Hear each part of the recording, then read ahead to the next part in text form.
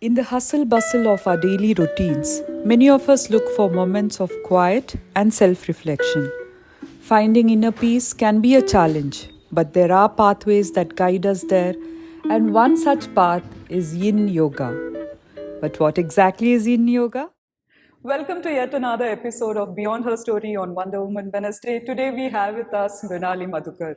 Brunali is the co-founder of Ayana and she is into various versions of yoga, including Yin Yoga. Yin Yoga, what is that? Yeah, let's learn from her about what it is.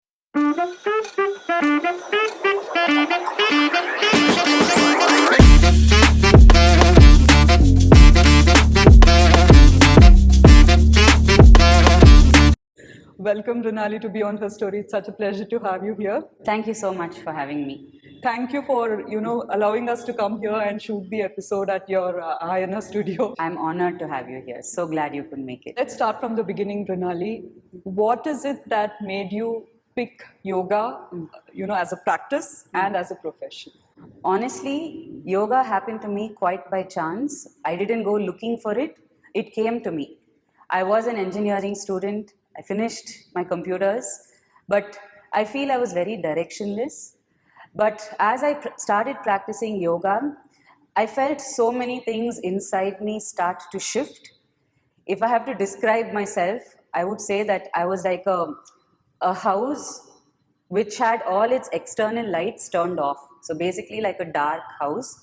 But once I started practicing yoga, I felt like there were certain lights that were getting turned on in this dark mass of a body. And from there, it just got better. Like I started, first of all, I got direction, some purpose, where should I go? Then the practice opened up so many parts of the body. It gave confidence, the arm balances, the inversions. It changed me from a body made of steel, so stiff, so tight, to actual flexibility. I understood what flexibility means. So from there, like from a physical journey to really working with tightness through flexibility and to being settled and accepting, okay, this is my body. So from physical to the subtle dimensions, it's been a truly life-changing journey. Okay. So I'm sure you wouldn't have started with Yin Yoga right from beginning, right? So what were the various forms of yoga you did in the beginning? And after how many years did you actually move to Yin Yoga? I would say that I was practicing asanas, hatha yoga practice, vinyasa yoga practice. I dabbled a little bit in pranayama, but I was still not comfortable, sitting for that long, even in pranayama or meditation. It took me, I think, 3 years to even understand what is the concept of stillness. Okay. Yeah, so I would say I got into yin yoga after about 3 years of practicing and understanding what is movement, what is my own body, and how connections happened in the body. Okay. So before we move on to anything else, I think Yin Yoga is something that people have not heard of. I'm sure, I mean, when I spoke to you for the first time, I was also very surprised, and I haven't heard this word Yin Yoga. Like you might have used Power Yoga or Ashtavinyasa Yoga, right? So maybe to start with, if you can tell us what is this Yin Yoga? So, yin yoga. To understand yin yoga, we'll talk about yin and yang. Yang is basically movement, dynamism. Yin is stillness. We say yang is the obvious, exposed parts of existence, of life. Yin is that which is subtle, that which is hidden, that which is deep. Okay. Very deep. Okay? Yang is your sympathetic nervous system. Yin is parasympathetic nervous system. Yang is masculine, yin is feminine. So the practice of yin yoga is to a certain extent bringing a sense of balance to life. Okay. And that balance to life first starts with creating balance in the body. Okay. A balance between movement and stillness, a balance between tightness and flexibility, a balance in any other way that you can look at it that seems relevant for the person practicing it. Okay. You can also describe yin as a pratyahara practice. It's a sense withdrawing practice where you close and soften and internalize your external senses and start stimulating those senses from within. Start seeing your body, feeling your body, sensing your body from an internal space. Okay. And the center of all this is stillness. Once the body learns to be still, the other facets of our dimension start getting exposed. Okay. We are essentially living in a life that forces us to move, that Constantly. forces us to be constantly on this survival quest. Correct. And as long as we are in this survival state, we are operating from our conscious mind. It's our thinking mind, it's our logical mind, it's our protective mind. Correct. Okay? And if at all we want to get an access to our subtle dimensions, we need to stay still. We need to shift from sympathetic to parasympathetic, and from there into deeper parts of our experience of life and body. So, Mrinali, that's so good to know. I mean, to be frank, like I said, I haven't heard of yin, and I think it's very deep the way you've explained it. But how does it actually work? How does yin work? Okay, how does yin work? To understand how does yin work, we need to understand one thing, that humans, right? People generally don't like to face anything that is painful or uncomfortable for them. Very true. Okay? As children, we are taught to, like if we're going and getting an injection, the mother or father or whoever's coming with us, they say, look away, look that side, don't look at it. Right? So we are taught from a very young age to find coping mechanisms not to feel the discomfort. Very true. But in a yin practice, what we want, especially as part of healing, as part of growth, as part of transformation, is to look directly at the source of the discomfort. Because so many of our answers, whether it's a conscious revelation or an unconscious feeling, so much is there in that location of trapped discomfort. Okay. Okay? And once we start understanding that discomfort, we start breathing into it, we start learning how to relax it, and that's when slow release happens in the body and we reconnect with a state of lightness. Okay. As humans, again, it is not our natural nature to be dense and to be solid. Yeah. Our natural, true nature is to be light. Exactly like how a baby is born and comes into this world. It's so light, it's so free. Like even just to watch it, it almost brings that feeling of so freedom, right, in the body. Yeah. That is our natural state. So if there's anything that is making either the body as a whole or certain parts of the body feel heavy. Tense. Yes, you can call it heaviness, you can call it tightness, you can call it stiffness, you can call it an energy block. I don't know, so many words are there. But if there is anything in your body that is making you feel heavy, that means it doesn't belong to you. Wow.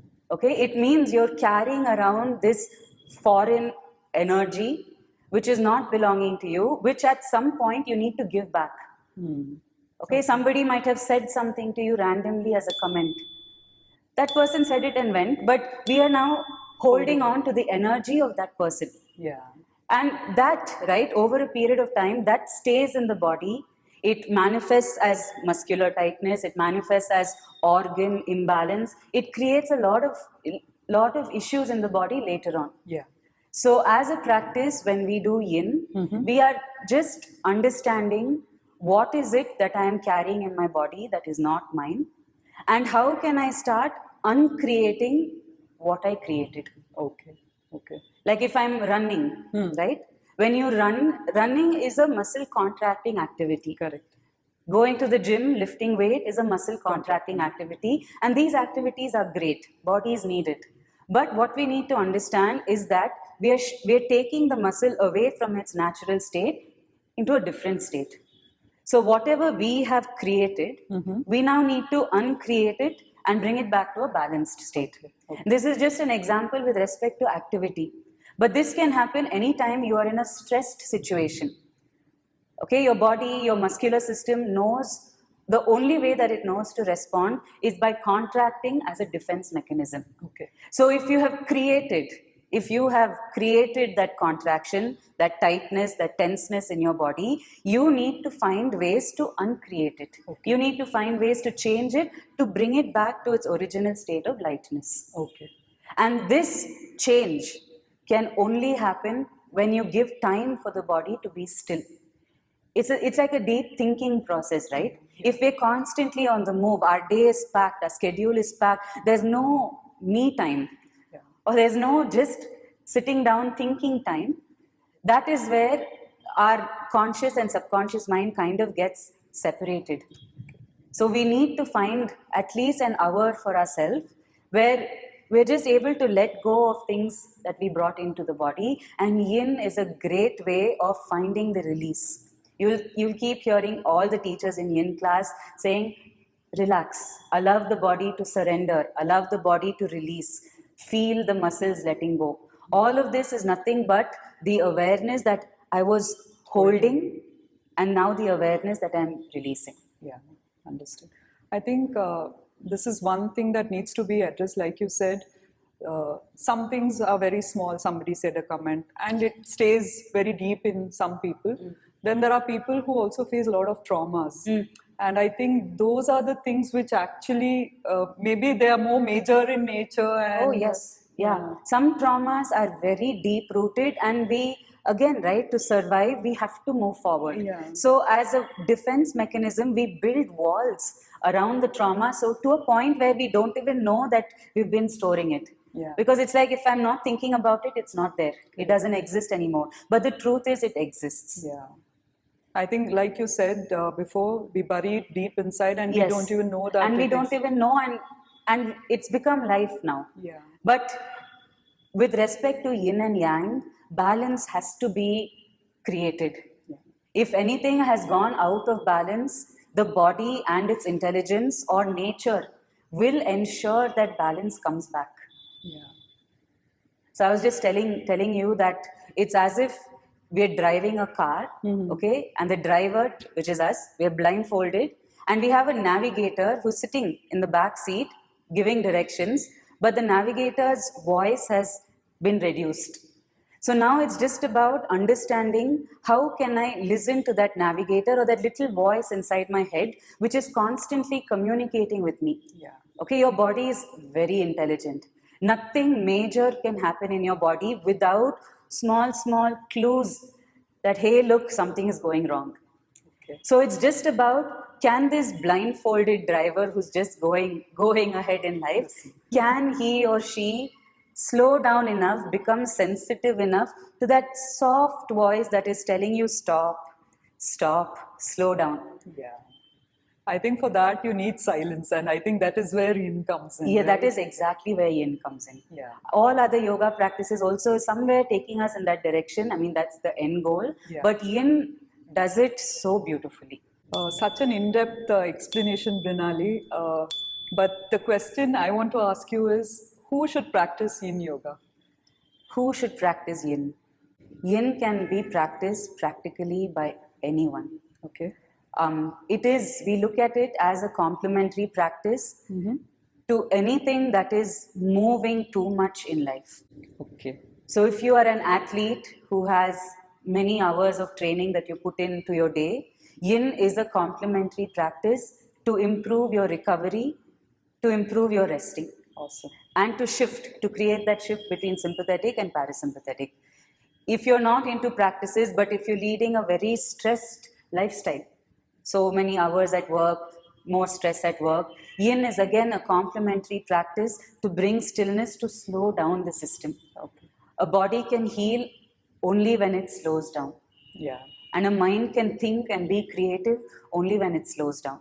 Basically, I think in today's world, it's for everyone. It is for everyone. Because we are so much constantly on the move, trying to figure out what next. Even though you're not working and in a stressful situation, it's still, we keep thinking about, if not, what next, the overthinking mind. Overthinking mind. I think that's in yoga practice will be something to It's great, actually to understand that this is what is happening, and to even to create any kind of change, We need to acknowledge that there is an existing pattern. Yeah.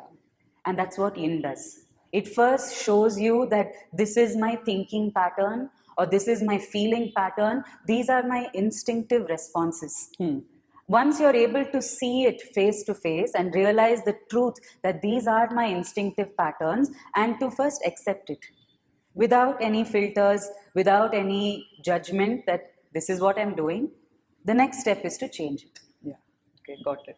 So let's say, for example, I want to, start practicing or learning Yin Yoga. How does that work? And is it like I can just get into it straight away, or there's some process? There is no process as such, but what you can expect when you come for a yin class is that firstly, we'll be putting you in postures for a minimum of 6 to 7 minutes. That's how long each posture is.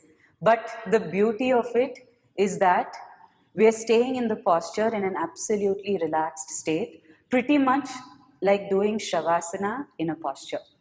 And we have all the setup for it as well. You have the props, and it's not a stretching class. Most people think yin is a stretching class because when you just externally look at it, people are just lying around, looking very comfortable. So it's not a stretching class, it's the total opposite. Okay. In yin, we are consciously creating muscular relaxation. And the only way the muscles can relax is if the body-mind complex are feeling safe. Okay. That means even if the body that is doing the practice is feeling that this is too much for me, that means you've gone too far. Yeah. So we encourage a person to find approximately, say, 40 to 50% of their available flexibility that day. Okay. Plus, to feel a little bit supported using props, so that when you finally start relaxing, you're like, yes, I don't have anything to think about. My body feels safe.